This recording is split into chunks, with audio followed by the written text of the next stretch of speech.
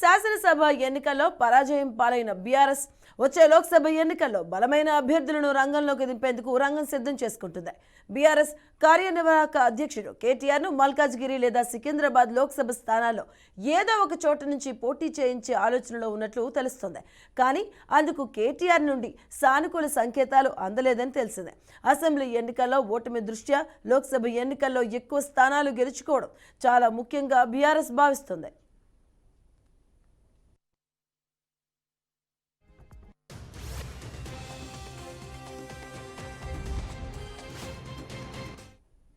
నియోజకవర్గాల వారీగా ముఖ్య నాయకులతో సమావేశాలు ఏర్పాటు చేసి వారి అభిప్రాయాలను కూడా పరిగణలోకి తీసుకోవడం ప్రారంభించారు. 2018 శాసనసభ ఎన్నికల్లో భారీ విజయం సాధించిన బీఆర్ఎస్ తర్వాత జరిగిన లోక్సభ ఎన్నికల్లో ఆ స్థాయిలో ఫలితాలు సాధించలేకపోయింది. గత లోక్సభ ఎన్నికల్లో రాష్ట్రంలో 17 లోక్సభ స్థానాలకు గాను 9 మాత్రమే గెలిచింది. ఈ నేపథ్యంలోనే అభ్యర్థుల ఎంపికకు అధిక ప్రాధాన్యతమిస్తున్నట్లు తెలుస్తోంది. రానున్న రోజుల్లో పార్లమెంటులో కూడా క్రియాశీలకంగా ఉండే నాయకుల అవసరం ఉందని భావించి కేటీఆర్ను ఎంపీ ఎన్నికల బరిలోకి దింపాలి అనే అభిప్రాయానికి వచ్చినట్లు తెలిసిందే.